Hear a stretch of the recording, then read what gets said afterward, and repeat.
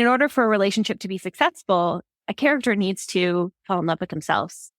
They need to understand who they really are, and they need to correct whatever that misbelief is so that they can be open to a real, authentic relationship and connection, because you can't love another person and be loved by them successfully if you're not loving yourself, if you aren't authentically yourself. Welcome to the Write It Scared podcast. I'm your host, Stacey Fraser, a formerly repressed creative soul turned fiction writer, story editor, and author Accelerator certified fiction book coach.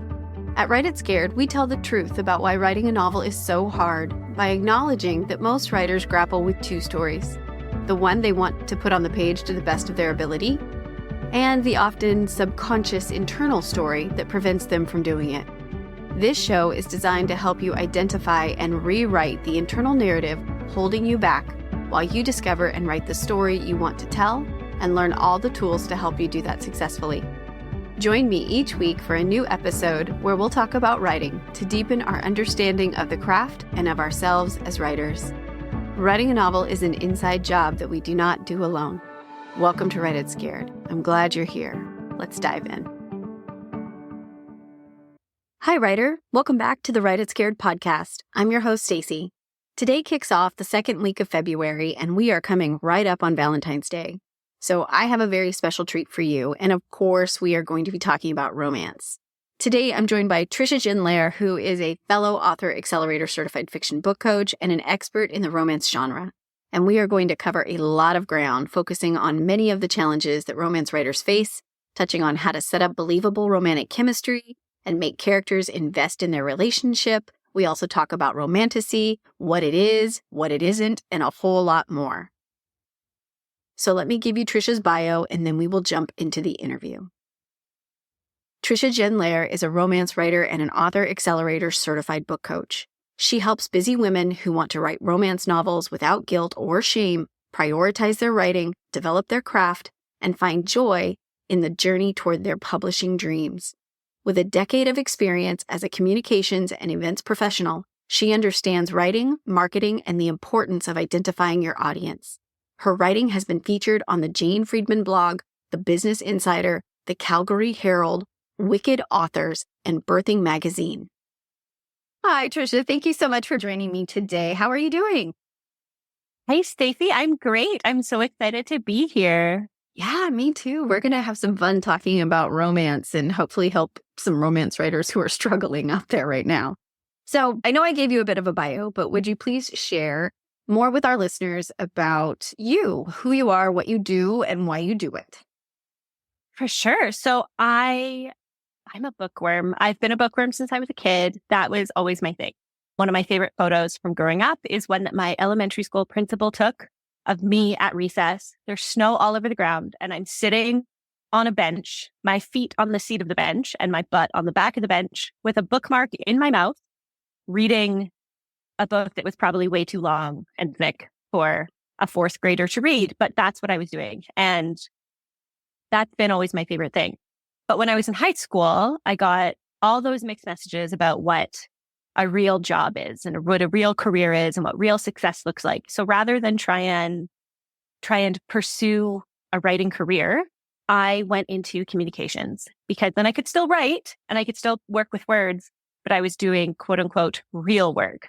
I was writing copy for nonprofit organizations. I was writing blog posts and eventually social media posts and things like that. And while I learned a lot and I had some really great experiences, I still just wanted to work with stories, especially romance stories, because I've always loved romances and love stories and just how they just fill you with joy and they feel good and the ending is always happy. So eventually, I started trying to find my way back into literary circles for work. I started freelance editing, realized I was an absolutely terrible copy editor. And my skills actually were in the realm of developmental editing, of looking at those big picture story issues to make sure that a story actually worked. And then I eventually stumbled upon Author Accelerator and realized, oh, I can do more than just straight developmental edits. I can work with people one-on-one as they write. I can chat with people and talk with them through their story, which is one of my favorite things to do because it's like you're just having tea with a friend. and talking about the book that you read, or in this case, want to write. And yeah, so that's how I've ended up here. And it's been a weird, winding journey, but I absolutely love helping women write the stories they want to write because these stories are powerful. They are revolutionary. They center women's experiences. Yes, there are romances from male perspectives, whether those are straight males or queer males, but the vast majority of romance feature women, and so much of literature does not.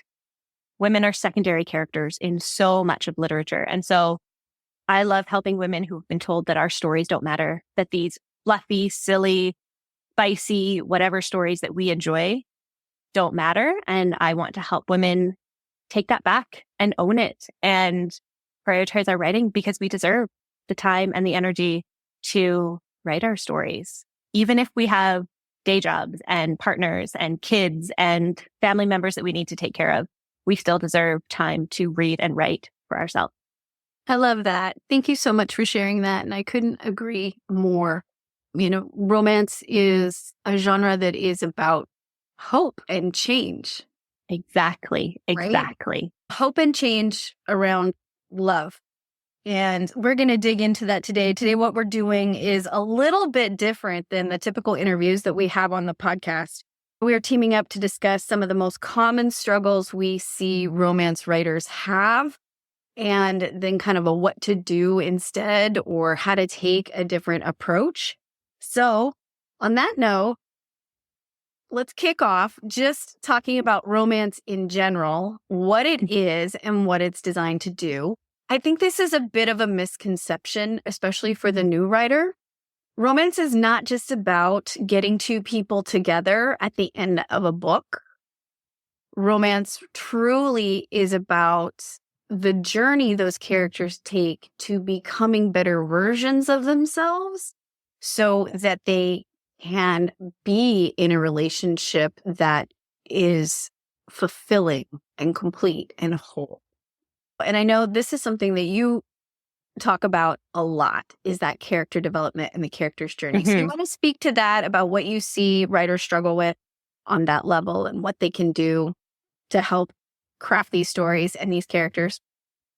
I think one of the biggest things that I see when I'm working with romance writers is in that first draft or in their pitch when they're telling me about their book that they want to write, they focus so much on the premise, on that hook of whatever kind of fun thing it is. Oh, it's this type of guy. They have this kind of meet cute and, you know, it's really spicy or whatever. And that's great to start. But when you're so focused on your tropes or your hook and you're not thinking about those characters, you end up inevitably hitting that writer's block where you get 5, 10, 15,000 words into the story and you're like, oh, what do I do? Where do I go? And so that's why I work with my writers to figure out what their character's misbelief about love is. What is that thing that is stopping your character from being able to have a successful romantic relationship?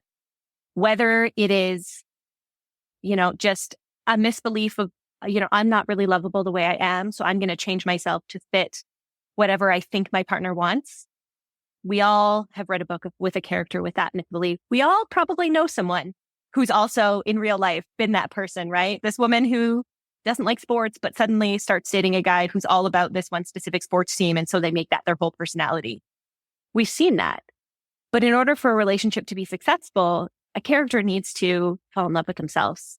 They need to understand who they really are, and they need to correct whatever that misbelief is so that they can be open to a real, authentic relationship and connection, because you can't love another person and be loved by them successfully if you're not loving yourself, if you aren't authentically yourself. And so I love working with writers to really dig into who your characters are. What do they believe about the world, about love, about themselves? Where do those beliefs come from?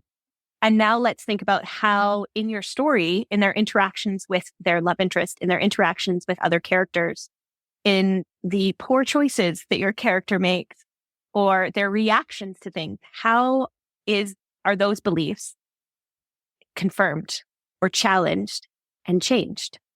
I love all of that. What these characters really need to do is overcome this internal struggle that they're having. And that is really the true conflict of the story, of the romance story, is that there is something internally that one or both of the love interests have to overcome in order to be emotionally whole and available to accept or give love. And that is kind of talking about theme there a little bit. Yes, 100%. And I get this all the time. Like, I ask my writers, so what is the story? What are you trying to say with this story? And, and they say, the blanket answer here is love conquers all, right? That is a great and a very common theme. It is totally but it's so broad. But it's so broad. Can we bring it more?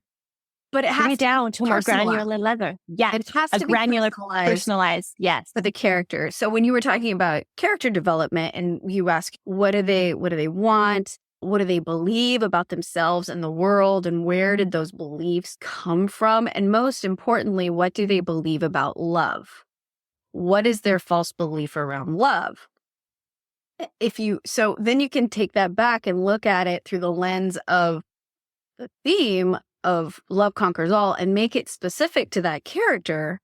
Be like, what will love conquer in this character specifically? Mm-hmm. You can even flip that. Make it the inverse of what will the character have to let go of in order to love wholeheartedly. And usually wholeheartedly means, to me, it means being vulnerable. True intimacy, right? Into me, I let you see all my ugly stuff. Right? I let down my walls. So do you have any thoughts on that, on how to take that love conquers all, make it granular? Yeah. And I think that idea of what does your character need to overcome is such a great way of phrasing it. Another way to ask a writer to think about it is, what does your character need to learn or unlearn? I love right? They need to let go of something. They need to learn something, unlearn something. For example, a novel that I just finished reading last night, stayed up way too late. I was like, oh, there's only 100 pages left. The male love interest, it was a female-male pairing. And he had to let go of the fear of abandonment because so many significant relationships in his life, whether they were familial or romantic, that person had left, whether by their own choice or not by their own choice, because, sometimes things happen. And he kept putting the brakes on this relationship and pulling back from this woman that he was so madly in love with because he was afraid, well, what if she doesn't stay? Mm-hmm. And he had to learn that love is worth the risk. He had to learn that just because other people had abandoned him did not mean that this person would do the same, right? That's personalizing. Love conquers all. Love conquers fear of abandonment. Yes. But let's make it personal for this character. And that's where really understanding a handful of key events in your character's backstory. What major things happened in their backstory that have left a really stark imprint on them? Whether those, again, are related to romantic relationships or to other aspects of their life, other relationships, because friendships, family relationships, those impact how we understand romantic love as well. Absolutely. So the key here is making like the hole in your character's heart really big. Well, maybe not really big, but very specific, I think. Yes. Making specificity is key. Specific. Yeah. Because that's so many people complain that, oh, every romance novel is the same. These people aren't romance writers or readers really, but the handful of popular romance novels or romantic stories, movies, whatever that they've seen, all seem to follow the same beats. And yes, they do, because just like every murder mystery, every thriller, they all hit some of those key beats because you order the same thing at Starbucks every time you go because you know what you like. Same thing with books. But what makes each romance novel interesting and engaging and so fun to keep reading them is that we have these big issues, these same beats, these same themes, but they are specific to unique characters. And again, that's where we need to focus on our character. It's not those plot events that make the book interesting. They make it fun, yes, but the plot events showcase the character, their personality, their backstory, their challenges, their learnings. the moments they refuse to learn. So keep making the same stupid mistake because they're people at the end of it. And we want to fall in love with these people and we want to cheer for them and root for them. And so we need to create characters who are layered and specific. And that's what makes it unique and interesting rather than the same story over and over again. And in the writing, on the line level, romance is such a character-driven genre. And the way to deliver that experience to the reader is through interiority. Mm-hmm. Especially in today's romance reading world, is allowing your reader to access your character's thoughts and feelings and getting those things on the page. Exactly. And that's part of what makes it so fun to read because you're so deeply invested in these characters. Mm-hmm. And you brought up such a good point that a lot, people who are not romance writers or romance readers often think that this genre is easy because it's neither. Same result. It always is the same, right? Two people who resist and then eventually fall in love and get together happily ever after. But that is a deception. The fact that it has a very rooted structure and strong expectations from readers is what makes it so hard to do well. And yes. So it is not easy. So I say that just for any romance writer out there who is listening, this is hard. Don't listen to anybody who is saying this is trite, this is smut, this is whatever. Writing good romance is not easy for many, many reasons. One, the interpersonal conflict that you have to get across, the extra personal conflict, which is the love interest, right? So the love interest is one of the main driving antagonistic forces in the story. So the character's object of desire is actually the thing that they're trying to run away from. That's hard to pull off. When people talk to me about how, all romance novels end the same, well, so do murder mysteries. We always find out. Such a good point. Right? A murder mystery, you always find out who did it at the end. Does that make you not want to read it? No. You want to know who did it, right? That's the point of reading it. Right? But with a romance novel, what makes it so hard, knowing that you're going to hit some of these specific beats, that, you can play around with where exactly they happen and what they actually look like. But there are those kind of specific beats, but that the central story of the novel needs to be that romance, right? The developing relationship between your love interests, whether you have 2 love interests or 4 love interests, if you're writing a polyam story. That central relationship needs to be your main story, and it needs to end in a happily ever after. That's literally the only requirements for a novel to be a romance novel. But to make it interesting and fun and good, quote unquote, for your ideal romance reader is hard because you have to add in all of those layers of all your different characters, because people are weird. People are hard. People are challenging and layered and complex. So you've got to add in all of that, which in itself is really hard. But then you have to add in your subplots and your other characters and your other relationships and your setting and all of these other things. And if you're writing a romantasy, you have to add in all your world building and you have to add in the other secondary plot of whatever battle or big world ending thing your characters are facing. There's so many elements that you have to play with and balance. And everything needs to, in some way, support your romance plot and that relationship. And that's what is so hard, because you have people complain that a romance novel didn't feel good. It was disjointed because your subplots didn't actually support your romance plot. And so there was a disconnect. It was kind of 2 stories smushed together, and that doesn't work. And that, again, what makes it so hard, because you have so many pieces to try and fit together. Writing is hard, no matter what it is. And so we're saying this, and our listeners are probably going like, no shit. If you've actually tried writing a book, yes, you'll agree. It's hard. No shit. But I think this brings up a really good point, and I know this is one that you often talk about, is yes, there are many, many things to juggle, lots of complexity, and no one accomplishes all of that in their first draft. Oh, no. And so many writers I work with struggle because they're trying to write this first draft and they think it should be good. Your first draft is never going to be good. Your second draft probably isn't be good. I have a couple of writers who write pretty tidy first drafts, but there's always a handful of major things that need to be changed because there's just too many things to try and fit together when you are hammering out those words. And depending on how you write, some people, you might write a really clean first draft.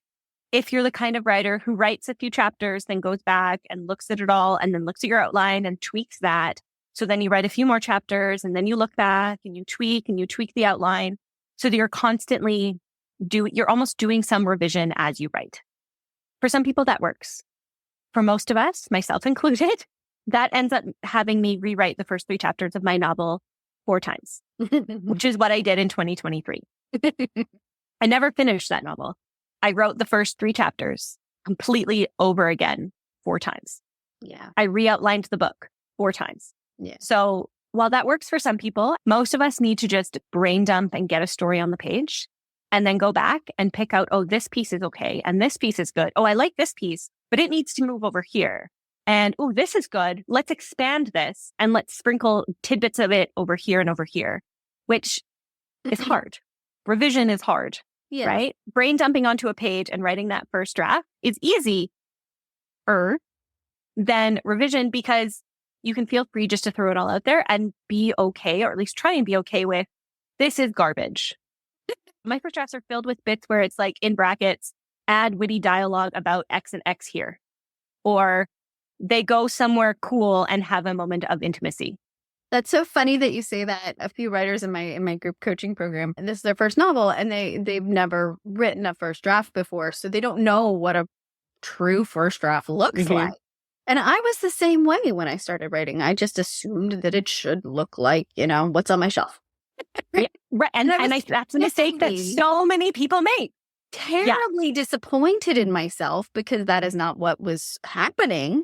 Anyway, so I shared some of my first draft writing with them and they were like, oh, you weren't kidding. This is bad. And I was like, see, yes. And we make it better. We make it better through the process of, I think so many new writers pick up a book off their shelf and they don't realize that this book that they read and they loved and they felt they absolutely adore took the author 3 years to write and went through 6 rounds of editing before it actually ended up on their shelf.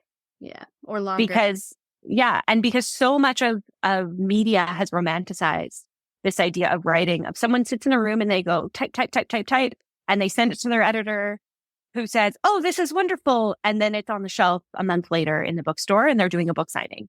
Yeah. Unfortunately, for the vast majority of us, that's not what publishing looks like. Yeah. Well said. Well, I want to transition over into talking about endings. We touched on it a minute ago, romance, the romance genre, the idea that one of the conventions, the expectations the reader has when they come to a romance story is that this is going to be about hope, that these people are going to get together, and that you're going to deliver a happy ever after, or at least a happily for now. So this is one of the things I see sometimes when people come to me for help and they say they're writing a romance, but they're not planning for a happily ever after. They don't guarantee that. They don't want to be locked into that. They say, you're not writing a romance then. And they're like, what? I mean, it might be romantic, but it may be actually a love story. Yes. There's a difference between a love story and a romance. And a love story, it could have those romantic elements, but the expectation is not that there is going to be a happily ever after or a happily for now. A lot of times those books are more tragic. Think Romeo and Juliet, Anna Karenina. If your characters all die on the end, it's not a romance. It might be a romantic story or a love story, but if they don't have their happily ever after or their happily for now, it's not a romance novel. It doesn't fit in the parameters of the genre. Okay, so now let's talk about a romance story that arcs over a series of books and how to deliver on that expectation. So you got a writer who's writing a trilogy and it's a continuous arc of a relationship between 2 people. but they don't get their happy until the end of it. So how do you deliver a satisfying experience at the end of book 1 and book 2? And that's really hard. And it's not super common within your standard romance genre because readers want those characters to have that happily forever, the happily ever after, the happy for now at the end of book 1. So if you are carrying the same, we'll say the same couple through those 3 books, then by the end of book 1, they need to be committed to, we're going to figure this out together. We still have crap to deal with. We still have things to overcome, but we're committed to do it together in some way. And then they'll deal with whatever they need to deal with in book 2, but they haven't quite dealt with everything. Which then at the end of book 2, okay, we've sorted through some of our shit. We've overcome some external plot problem, but we still have some things to get through. We haven't gotten our whole happily ever after yet. And that's what you then would get in book number 3. And this is where Romantasy is really challenging and why some romance readers really enjoy it and some really don't. Because whether there's the distinction between writing Romantasy, which is fantasy romance, or romantic fantasy, which is a fantasy with some romantic elements, but doesn't meet the genre expectations of romance readers, right? So how easy it is to get those things confused. It's so confusing, right? Alone. And even walking into the bookstore, you can walk into the fantasy section and you can see books that some people would call fantasy with romantic elements. So romantic fantasy, a fantasy that has a love story in it. But you also see some books that could be shelved in fantasy or in romance because they are romantasy. They are fantasy romances, just like you have paranormal romances or contemporary romances. The main genre of the book is the romance. And fantasy romance, again, your main storyline needs to be the romance between your characters, and everything else going on around it supports that, challenges it, pushes them together, all of that fun stuff. And then at the end of your book 1 of however many books your Romantasy series has, because some of them have 2, some of them have 16. You never know what you're going to get. And I'm sorry, if your Romantasy has 16 books in it, I'm going to get super frustrated by the end of book 4 because I want that happily ever after. Well, unless it's following different characters. Well, that's the thing, or right? Different love interests. Yeah. If it's one relationship going through all of them, it's more challenging to keep dragging it on because you need to find enough of a happily for now that your romance readers are satisfied that they got their happily ever after, even if there's still things to overcome. If it keeps just being out of the character's grasp, your readers are going to get frustrated. If the characters don't end up together, then don't advertise this as a romance. It might be romantic, but if they don't end up together, your readers are going to throw that book across the room if they're diehard romance readers, and they're never going to read your book again, which I've had to have this conversation with a few of my clients because romance readers come in with such a clear expectation. They want that relationship. They want to see love conquer all. It doesn't need to be marriage. It doesn't need to be 2.5 kids and a picket fence, but it needs to be those characters committed to each other to make this thing work. Yeah. So it doesn't mean that you need to change the story that you're writing. You need to understand the genre that you're writing in. Yeah. Right? I think of fantasy romance is a romance set in a fantasy setting, and it's all about the romance. Yes. That's what I'm reading for. Yes. So a fantasy novel that has romantic element is a fantasy novel first. So it doesn't need your happily ever after. You can have your romance is a subplot, right? It can be small, it can be big, but the romance is not the main story. So your readers who enjoy fantasy but don't love romance are like, okay, there's a little bit of romance here. That's okay. But a romantasy novel is readers who want the romance set in the fantasy world. So they want all that romance. They want all that spice. Whereas your fantasy reader doesn't always want that. Some might enjoy it, but they don't necessarily want the romance. If the romance isn't there, they don't mind. If a romance reader picks up a fantasy novel expecting romantasy and there is no romance or very little romance, they're going to be frustrated because they're there for the romance with the fantasy dressing. If that makes sense. It does. And I think of books like, the classic example of a romantasy is your Actar, A Course in Roses, right? Yes. So, and that is an example of a romance that it's really about one character's journey, right? But it's strung across several books, and it is really, truly about that romance. It really is. And ACOTAR is one of those series that, spoiler alert if you haven't read it, the first book is a bit of an outlier. It's set the seed for the main romance, but the romance that you see in the romantic relationship in that first book is kind of a red herring. And for anybody who doesn't know what we're talking about A Court of Thorns and Roses by Sarah J. Maas. And most people don't care for the first book, but they love the rest of it. Well, that thing is and I'll be honest, I read the first book because it's a Beauty and the Beast retelling, which is my jam. Yeah. I read the first one and I was like, eh. And then I completely forgot that I'd read it. And someone was like, oh, you should read this. You should read this. So I picked it up thinking I'd never read it. And then it started coming back to me like, wait a second, I have read this book. Oh my gosh. And then I started picking up more and more things about what I didn't like about the relationship. And started picking up some of the foreshadowing and the seeds that were planted for the later books in the series. Yeah, absolutely. Another one, and if you like Beauty and the Beast retellings, is A Curse So Dark and Lonely by Bridget Kermer. I don't know that one. It's been out for a while. It's a beautiful series. A Curse of Dark and Lonely? A Curse So Dark and Lonely by Bridget Kermer, I think is how she pronounces it. But that is a romantasy as well. I'm going to look that book up. It is a romance set in a fantasy world. So I think if you're a writer who's writing a fantasy romance over a series, let's say it's 2 or 3 books, what you need to deliver at the end of the first book is hope. There has to be an inkling, even if and I've seen some books where they hate each other at the end of the first. They don't really, but they want. That sexual tension is still there. They're still pushing back. Yeah, they're very steeped in denial. But the reader has got to have hope that there is an opportunity for growth within the relationship. There has to be enough of a promise there of that happily ever after for your reader to keep reading.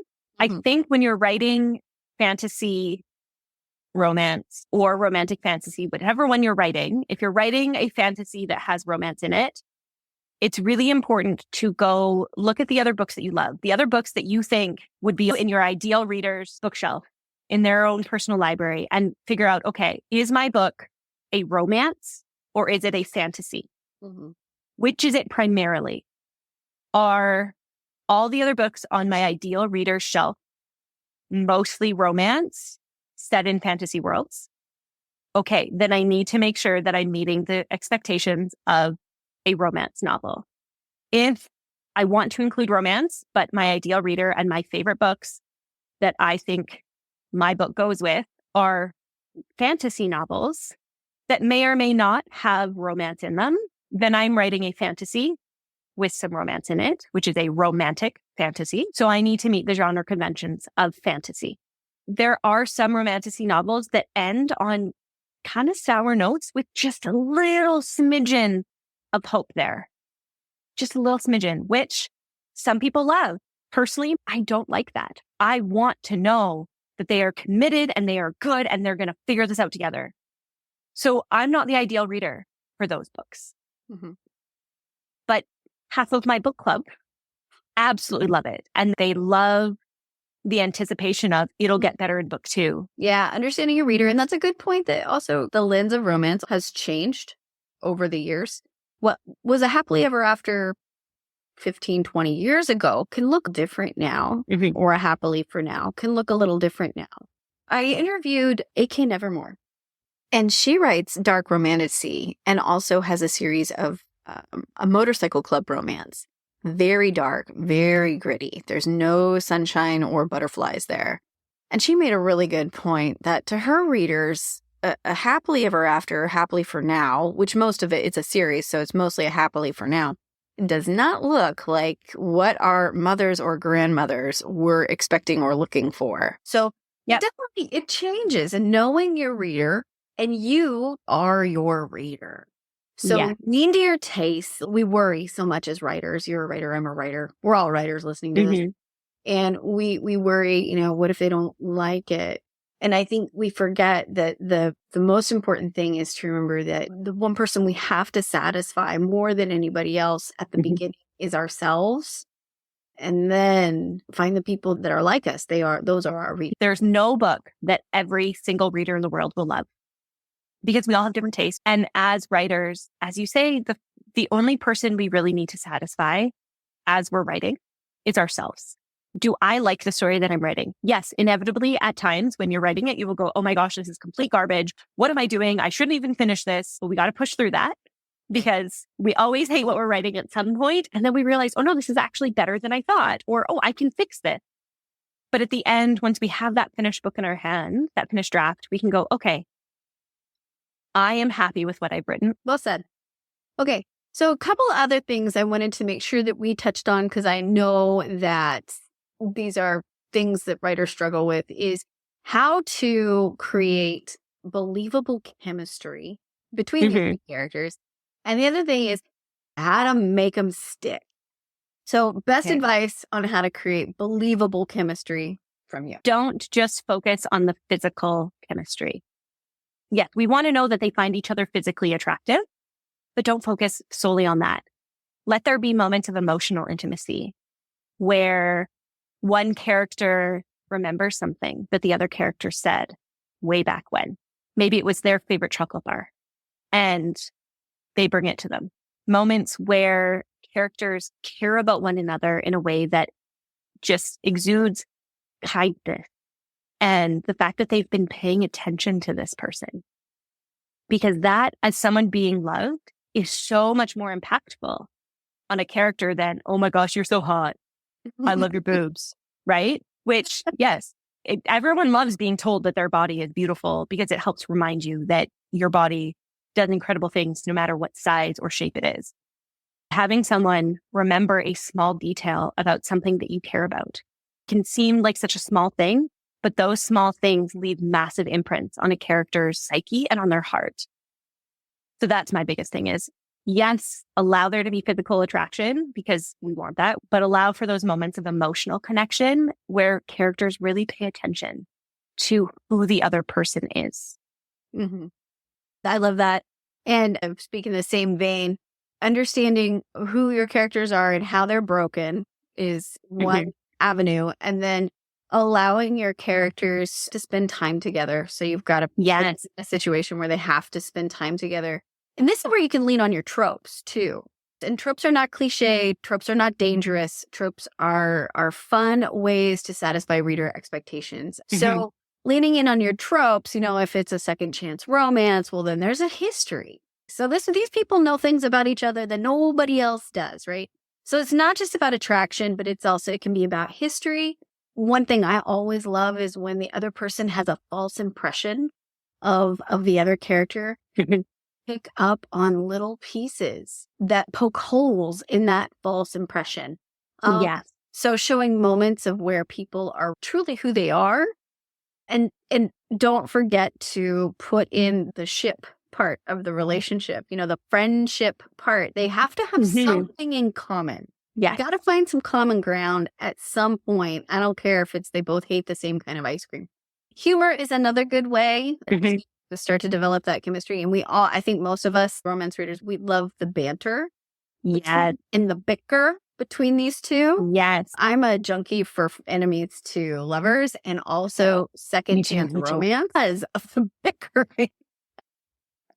See, and sometimes you can get really great bickering in a friends to romance too, because they're not afraid to talk to each other, right?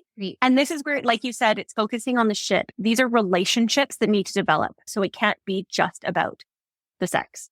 Let your characters get to know one another and learn about each other and enjoy each other's company in other aspects of life, because romance is not just date nights. Romance is bringing the other person coffee when they need it, or giving them a little snack when you realize that they're hungry, or sending a little text message to check in on their day. That is where relationships build and develop, when you know this other person is thinking of you. Okay, so let's talk about the second part of that, and how do you keep these people together long enough to let them fall in love again, or for the first time? You got to force them to be together and interact with one another, right? And you have to have those moments that force your character to, like you said, see the real person underneath, see things and experience things that poke holes in their misbelief, whether that is a misbelief about the other person or their misbelief about love. Mm-hmm. It's giving them opportunities to have their problem, their issue, their trauma, whatever it is, have that misbelief challenged so that they can start to question it, and then give them opportunities to grow and make different choices. Mm-hmm. Instead of running away, they stick it out. Yeah. And one of the best ways to force them to find a way is to add in some stakes. They can't leave this situation. They're on a boat in the middle of who knows where. Mm-hmm. They can't, right? The cost of walking away from being in this uncomfortable situation with this person has to be so high. Like, I have to stick this out. I have to endure. I can handle this because it's temporary and I can't disappoint, or I can't risk, or something. If I don't stay here and work with this poor person, I'm not going to get the promotion to my dream job. Yeah, there you go. And I'm going to have to move back in with my parents. Right. So, which also brings up one more point that we probably should talk about, is that each of these characters has driving external wants that don't always have to do with love. Mm-hmm. Right? So they're beginning the story in pursuit of a desire, and maybe it is about love, but usually they're beginning the story in pursuit of a desire that is not related to love, and something crashes into them, i.e. Mm-hmm. the other character, and that character is the love interest, and it is getting in the way of him pursuing this external desire.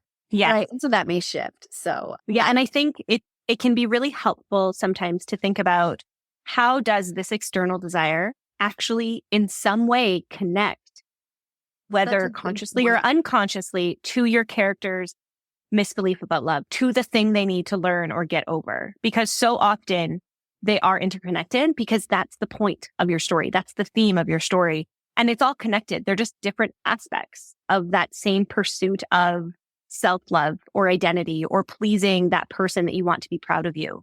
Mm-hmm. It's all connected. Yeah. So if I want this promotion because it will make me feel like I've accomplished something, because they don't feel like they are enough, well, that translates into every relationship that they have, right? It's all connected. Beautiful point. It is all connected. And it's all driven from the operating system of the character's false belief. And to circle back to the very beginning of our chat, it's all about character. Your romance, all these plot events, all support your character's transformation that makes them open and available to be successful in their romantic relationship. It's all a circle. It's all connected. I love that. And that is a great place for us to wrap up. So just a couple more questions. What wish would you like to impart to your fellow romance writer out there? You deserve to write and enjoy whatever type of romance stories you want to write or read. You deserve to put your time and your energy and whatever else you want into that. You deserve it. I love that. And I couldn't agree more. Where can listeners find you, Trisha? Listeners can find me at trishajennreads.com. That's Jen with 2 N's. They can also find me on Instagram at Trisha Jenn Reads. And those are the places where I show up the most. Do you have anything exciting coming up that you want to share? I am hopefully going to be in the next couple months launching a course all about misbelief about love, and how to really dig into who your character is and what they believe about love, and how they can overcome that misbelief. So if you subscribe to my newsletter on my website or follow me on Instagram, you will be the first to know when that course is ready. Oh, thank you for sharing that. That sounds fascinating. Well, thank you for your time today, and I will see you next time.